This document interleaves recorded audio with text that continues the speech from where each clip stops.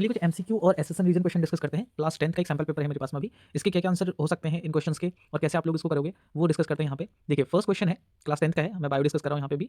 First question है, diagram of stomata of the green leaf with guard cell is given below, which of the following condition is true about the stomata. सबसे पहले diagram को देखना आपको, diagram NCERT का diagram है और ये ओपन फॉर्म ऑफ स्टोमेटा का डायग्राम है, जहाँ पे गार्ड सेल आपको ओपन फॉर्म में दिखाई दे रहे हैं। गार्ड सेल का जो शेप है वो किडनी शेप का है, बीन शेप का है, तो इसका मतलब क्या हो गया, ये जो डायग्राम है कौन सा हो गया, ये ओपन फॉर्म वाला हो गया। अब ओपन फॉर्म कब होता है, जब गार्ड सेल के अंदर वाटर का कंटेंट ज्यादा होता है। तो इन ऑप्शंस में से large amount of water flow into the guard cell, तो ये पहला ही आंसर इसमें करेक्ट जा रहा है, पहला ही ऑप्शन ए करेक्ट जा रहा है। Gas exchange is occurring in the large amount, of course gas exchange भी होती है, बट ये स्टोमेटा के पर्सपेक्टिव से पूछा है, इस डायग्राम के पर्सपेक्टिव से पूछा है, ठीक है। तो इसकी डायग्राम के बेसिस पे हम ऑप्शन ए को करेक्ट मानेंगे यहाँ पे। Large amount of water flow out from the guard cell, नहीं यहाँ पे भी आउट होगा। लार्ज अमाउंट ऑफ वाटर जब सॉइल अप हो जाएंगे तो ऑब्वियसली बात है इवोपरेशन होगा, ट्रांसपिरेशन होगा। लेकिन इस डायग्राम के अकॉर्डिंग जो आंसर आ रहा है, इस डायग्राम में जो दिख रहा है हमें ओपन फॉर्म दिख रहा है, तो इस डायग्राम में हम क्या बोलेंगे कि वाटर फ्लो हो रहा है गार्ड सेल के अंदर की तरफ को, जिसकी वजह से गार्ड सेल सॉइल अप हो रही है, ठीक है। एंड चलिए नेक्स्ट क्वेश्चन देखिए, तो इसका आंसर कौन सा हो जाएगा, ऑप्शन ए इसका आंसर हो जाएगा, फर्स्ट इसका आंसर हो जाएगा, ठीक है। नेक्स्ट बात करते हैं question number second, the force that blood exert against wall of the vessel is known as the blood pressure, BP इसको हम बोलते हैं। तो ये क्लास ये एनसीईआरटी में है लाइन पूरी की पूरी, ठीक है। तो यहाँ पे आ जाएगा, यहाँ पे आ जाएगा बीपी, क्या बोलते हैं इसे, वेट, इसको बोलते हैं हम बीपी, ठीक है, blood pressure. This pressure is greater, BP होता है क्या, ratio of the systolic and diastolic pressure, okay, उसको बीपी बोलते हैं। चलिए आगे क्या बोल रहा है, तो इन ऑप्शन में से सबसे पहले तो ऑप्शन बी और सी एलिमिनेशन मेथड का यूज करें यहाँ पे। बी और सी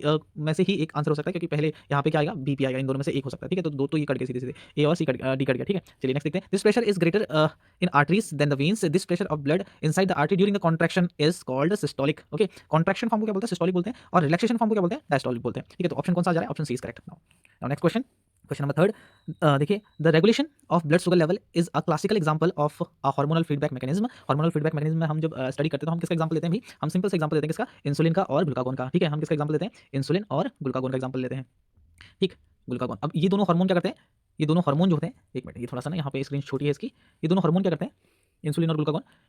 इंसुलिन का काम होता है ब्लड में से शुगर लेवल को कम करना, और ग्लूकागोन का काम होता है ब्लड में शुगर लेवल को इंक्रीज करना है, बढ़ाना, ठीक है। ये ग्लूकागोन क्या करता है, ग्लाइकोजन को तोड़ता है ग्लूकोज में, और इंसुलिन क्या करता है, ये ग्लूकोज को वापस कन्वर्ट कर देता है किसमें, ग्लाइकोजन में, ठीक है। तो यहाँ पे ये क्या कह रहा है कि which hormone are responsible for the lowering and rising blood sugar level respectively, ठीक है। तो ब्लड शुगर लेवल को लो कौन सा करता है हार्मोन, ठीक है, और ब्लड शुगर लेवल को बढ़ाता कौन है, शुगर लेवल को इंक्रीज कौन करता है, हार्मोन यहाँ पे, ठीक है। तो अभी तो मैंने डिस्कस करा आपसे, शुगर लेवल को जो लो करता है वो करता है इंसुलिन, ठीक है, क्या कौन करता है, इंसुलिन, और शुगर लेवल को जो इंक्रीज करने का काम करता है वो कौन करता है, ग्लूकागोन करता है। तो ऑप्शन कौन सा जाएगा यहाँ पे, इसके रिस्पेक्टिव, इसी के अकॉर्डिंग बात करनी है, इसी के अकॉर्डिंग आपको ध्यान देना है कि इसी के अकॉर्डिंग आंसर को आप टिक करोगे। तो ग्लूकागोन इंसुलिन ये नहीं हो सकता है, इंसुलिन और ग्लूकागोन ये ऑप्शन बी इज करेक्ट, ठीक है। एड्रेनलिन और थायरोक्सिन ये नहीं होगा, एड्रेनलिन क्या कहां से रिलीज होता है, एड्रेनल ग्लैंड से रिलीज होता है, थायरोक्सिन कहां से रिलीज होता है, थायराइड ग्लैंड से रिलीज होता है, थायरोक्सिन एंड एड्रेनलिन ये भी नहीं हो सकता, ठीक है। तो ऑप्शन कौन सा, बी जो है यहाँ पे वो करेक्ट है, क्वेश्चन नंबर थर्ड का बी, ठीक। नाउ नेक्स्ट क्वेश्चन है, if the vast difference in human is blocked, which function is affected, कौन सा फंक्शन अफेक्टेड होगा अगर वास्ट डिफरेंस होगा मेल में से वो अगर ब्लॉक्ड हो जाता है तो, यूरिन फॉर्मेशन नहीं जी, यूरिन फॉर्मेशन तो किडनी में होती है, ये तो होगी, प्रोडक्शन ऑफ स्पर्म ये भी नहीं होगा, प्रोडक्शन ऑफ स्पर्म जो होगा वो तो टेस्टिस में होता है, ये तो हम बात करें वास्ट डिफरेंस की, तो प्रोडक्शन ऑफ स्पर्म भी होगा, transport of sperm, yes of course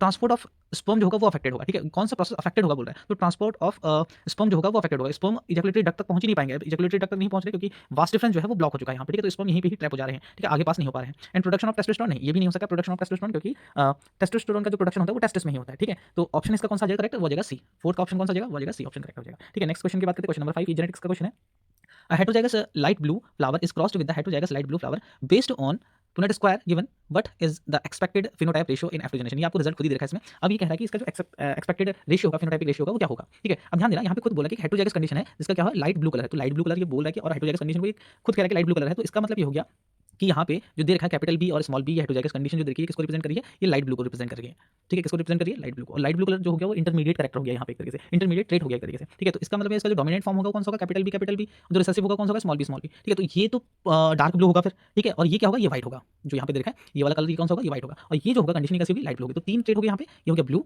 ये हो गया व्हाइट, और ये हो गया कौन सा, लाइट ब्लू। अब इसके पर्सपेक्टिव से आपको ये बताना है इसमें से कि कौन सा इसमें इसका जो फिनोटाइप होगा, फिनोटाइपिक रेशियो जो होगा एफ में क्या होगा। देखो कैपिटल बी मिल गया, ये हो गया ब्लू, ठीक है, कैपिटल बी मिल गया, क्या हो गया, ब्लू हो गया, प्रॉपर ब्लू, लाइट ब्लू नहीं होगा। कैपिटल बी और स्मॉल बी जो सात मार्क है, ये हेटरोजाइगस कंडीशन, ये खुद ही बोला कि लाइट ब्लू है, तो ये कौन सा हो गया, ये लाइट ब्लू हो गया, ठीक है, ये कौन सा हो गया, ये लाइट ब्लू हो गया।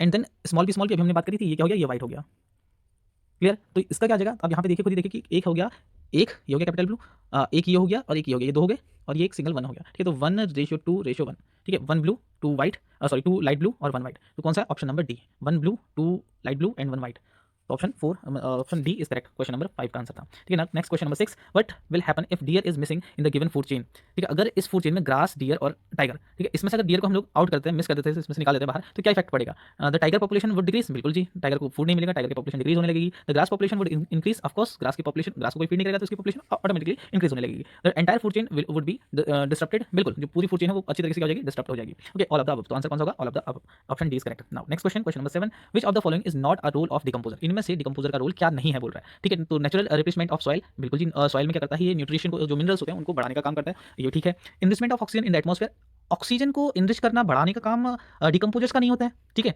वेस्ट डिकम्पोजिशन बिल्कुल होता है, ब्रेकडाउन ऑफ डेड रिमीन्स बिल्कुल होता है। तो ये पूछा कि not a role of decomposer, तो क्या नहीं होता है इनका रोल, ये नहीं होता है enrichment of oxygen in the atmosphere. ठीक है, तो option B is correct, question number 7 का आंसर हो जाएगा B. Now assertion reason question देखते हैं, क्वेश्चन नंबर 8, एसेसन देखिए, biological magnification is caused due to accumulation of non biodegradable toxin in the organism at each successive trophic level. बिल्कुल सही है, biological magnification होता क्या है कि हर एक ट्रॉपिक लेवल में जो टॉक्सिक सब्सटेंस है उनका एक्यूमुलेशन होना, उसी को हम लोग क्या बोलते हैं, बायोलॉजिकल मैग्निफिकेशन बोलते हैं। ठीक है, ये प्रोड्यूसर, ठीक है, ये हो गया प्राइमरी कंज्यूमर, ये हो गया सेकेंडरी कंज्यूमर, ये हो गया टर्सरी कंज्यूमर।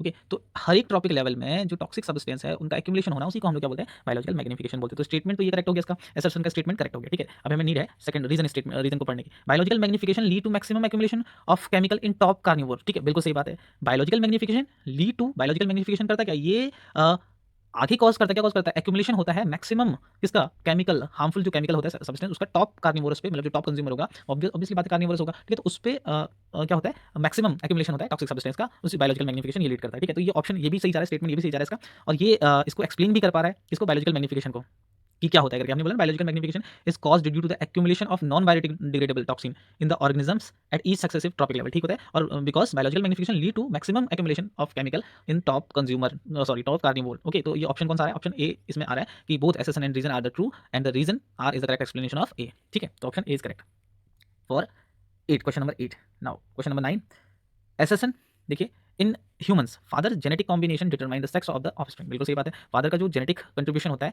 एक्स और वाई, इससे हम ह्यूमन मेल को डिनोट करते हैं, और यही डिटरमाइन करते हैं किसी भी उसके जो प्रोजेनी होगी उसके जेंडर को डिटरमाइन यही करेंगे। ठीक है, कि वो मेल होगा और फीमेल होगा। अगर ये एक्स जाएगा, ये फीमेल के एक्स के साथ में क्रॉस होगा तो क्या हो जाएगा, फीमेल हो जाएगी, और अगर ये वाई क्रोमोसोम जाता है फीमेल के एक्स के साथ में, तो मेल चाइल्ड हमें देखने को मिलता है वहाँ पे। ठीक है, इसका रीजन बोल रहा है रीजन देखिए, mother genetic contribution determine the sex of the offspring as she has X and Y chromosome. बिल्कुल रॉन्ग है जी ये वाला स्टेटमेंट इसका। ठीक है, क्योंकि फीमेल क्या रखती है, एक्स और एक्स कंडीशन रखती है, एक्स और एक्स क्रोमोसोम रखती है, तो इसका ऑप्शन कौन सा जाएगा, सीधे ये रीजन का स्टेटमेंट ही रॉन्ग हो गया, तो ऑप्शन कौन सा आ गया, सी, ऑप्शन सी इसमें क्वेश्चन नंबर 9 का आंसर आ गया। तो ये थे एसेसन रीजन और एमसीक्यू क्वेश्चन थे, एक सैम्पल पेपर है। ठीक है, ऐसे ही कुछ और सैम्पल पेपर के हम एमसीक्यू और एसेसन रीजन डिस्कस करेंगे, और कुछ हम बड़े क्वेश्चन भी डिस्कस करेंगे बाद में। ओके।